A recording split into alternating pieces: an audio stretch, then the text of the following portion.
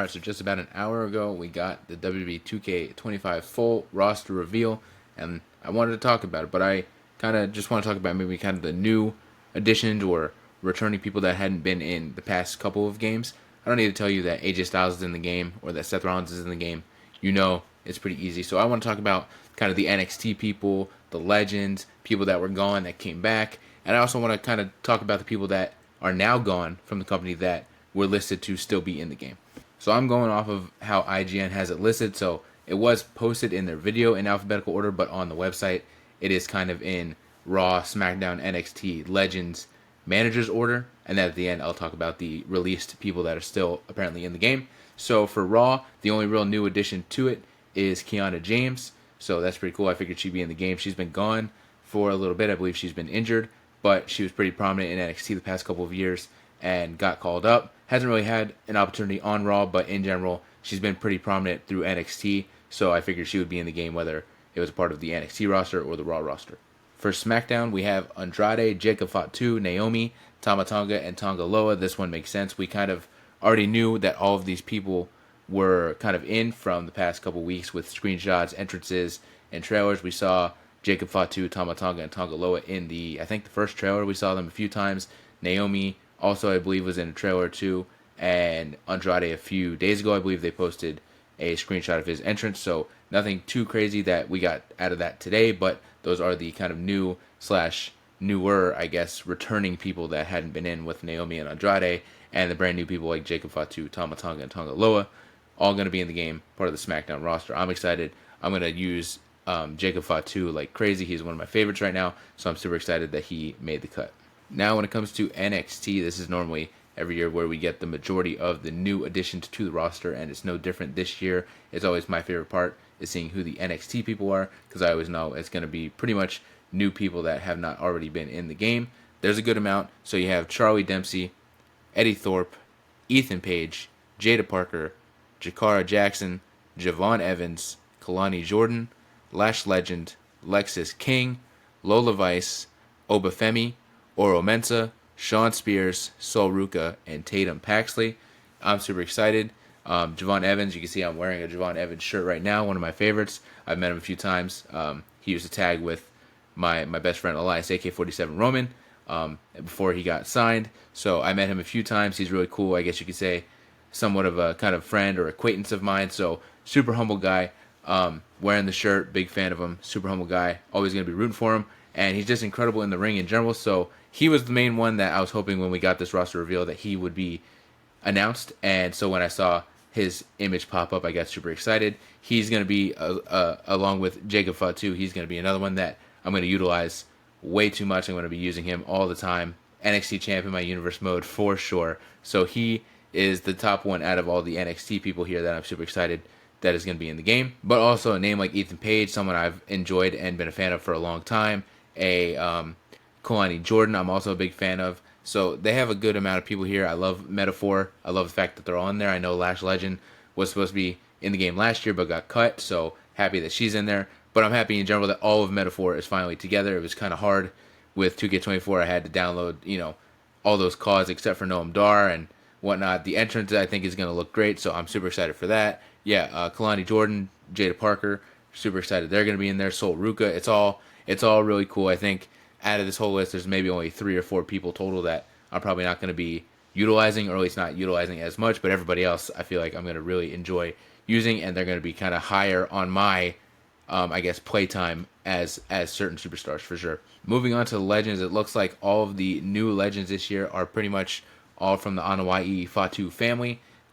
Makes sense. The whole game is kind of based around the Bloodline and the Bloodline family tree. So we don't have any new Legends, at least not from what I saw, that are outside of that. All the new Legends here: Headshringer Fatu, Headshringer Samu, Haku, Islander Tama, Peter Maivia, Rosie, Afa, and Sika, all part of that incredible Samoan bloodline.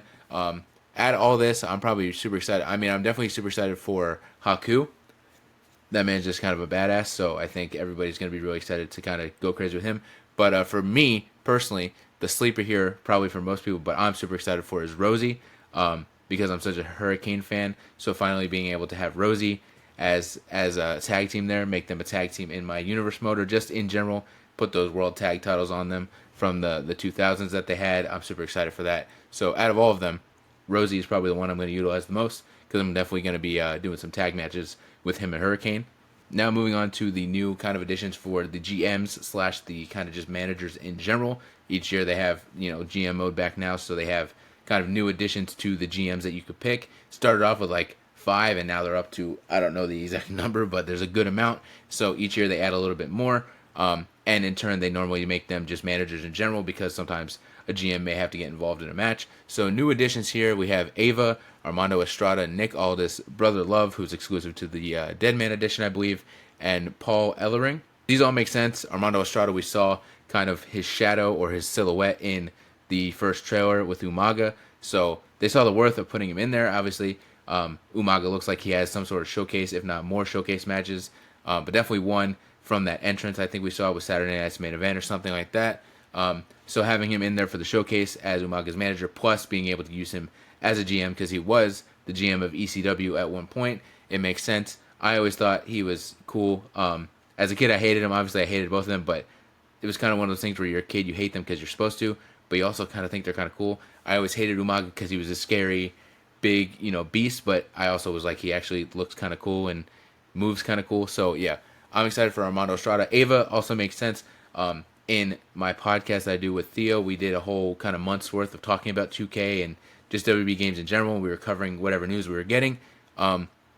We did like a video, I believe, where we kind of predicted our DLC, and I thought it would be kind of cool if she was in the NXT pack as DLC as a manager, if they would have done a DLC where they can kind of add a manager into GM mode, but it looks like she's in the base game. I'm not going to complain.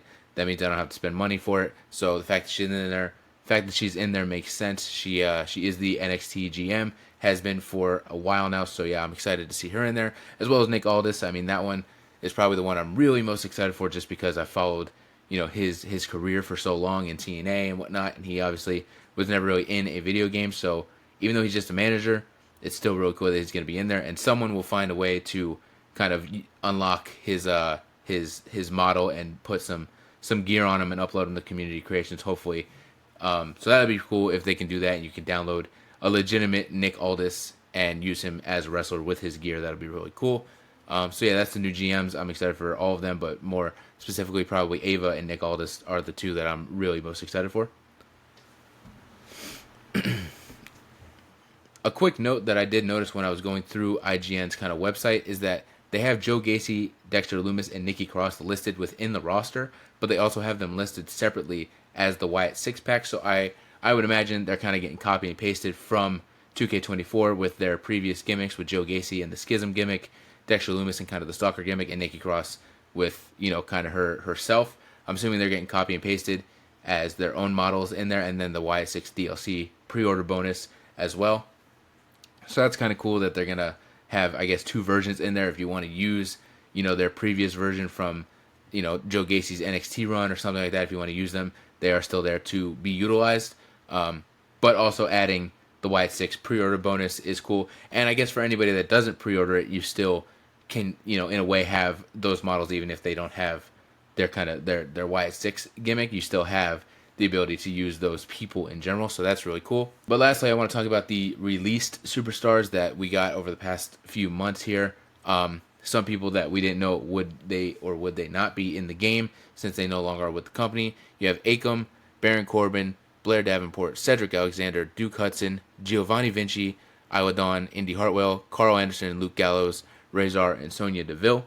I kind of figured they would all still be in the game. I figured that mostly all of these releases kind of came recently, and 2K wouldn't have had too much time to remove them. People like Baron Corbin and Indy Hartwell, they have been gone for a few months, so them being removed would have, I could have seen it, but I feel like it was still kind of to the point where they were finalizing the game. I don't think they wanted to go in and kind of remove people if they didn't have to, and if WWE obviously didn't stress it too much, then they weren't going to do it. Obviously, if WWE went and told them, hey, you need to take them out, they would have done it, but if WWE didn't really mind that much or whatever, then 2K is probably not going to do it. But yeah, people like Blair Davenport, Cedric Alexander, and that kind of class of people that got cut there, that was just like a week ago at this point, so I didn't think they would be removed. The game at this point, I'm pretty sure is already, I'm pretty sure the game is already shipped out on discs and stuff like that, or at least it is in its final state on discs and whatnot. It's a final product by now, I'm pretty sure. So the fact that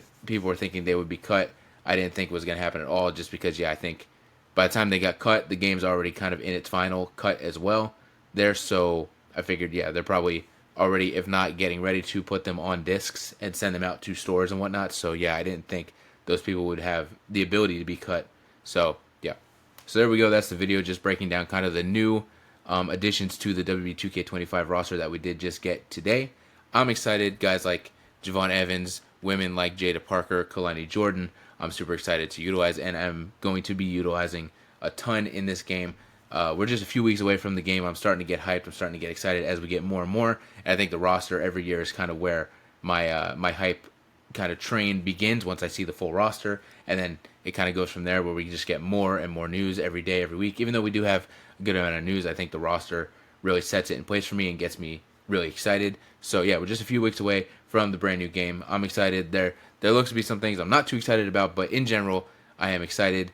And I'm ready to go. So leave a comment down below if I missed anybody, or if there was anybody you wished. I know we have a bunch of DLC that's obviously going to be coming up with probably people like Penta and Julia and Stephanie Vaquer, hopefully Motor City Machine Guns, things like that.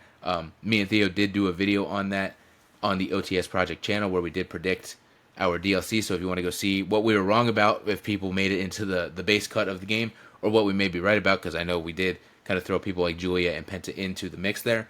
So yeah, if you want to kind of speculate with us what the DLC is, go check that out. Other than that, yeah, leave a comment, like and subscribe. Let's have a discussion in the chat. Like I said, down there in the comments, who did I miss, if I did miss anybody, and who are you excited for? Who do you think should have been in the base game? Things like that. And with that said, I will see y'all in the next video.